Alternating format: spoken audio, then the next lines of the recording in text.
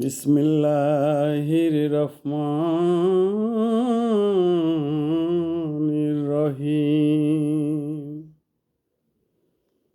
আল্লাহ তাআলা এভাবেই বলেন সূরা জুমার ৪৩ আয়াত নাম্বার ৫৩, কুল ইবাদিল্লাযিনা আশরাফু আলা আনফুসিহুম লা তাকনাতু মির রাহমাতুল্লাহ ইন্নাল্লাহ ইয়াগফিরু যুনুবা জামিয়া ইন্নাহু হুয়াল গফুরুর রহিম।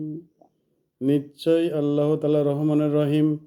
আল্লাহ তাআলা এভাবেই বলেন, তোমাদের নিজের প্রতি যে অন্যায় অত্যাচার করেছ, হয়তো মনে করছো যত পাপ করেছি, অন্যায় করেছি, এ পাপের গুনাহ মাফ হবে না।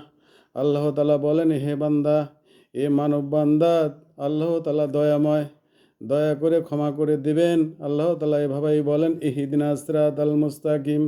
ইহদিনাস সিরাতাল মুস্তাকিম হলো, আমি সত্যকে সৃষ্টি করেছি, মিথ্যাকে নয়।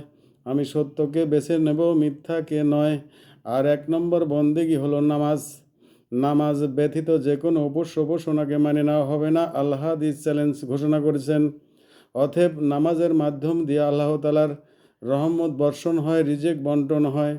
এই নামাজের মাধ্যম দিয়ে আল্লাহ তাআলা মানুষকে ক্ষমার একটা রাস্তা তৈরি করে দিয়েছে। ইনশাআল্লাহ এ পর্যন্তই।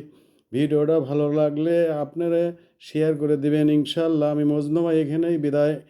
আল্লাহ হাফেজ।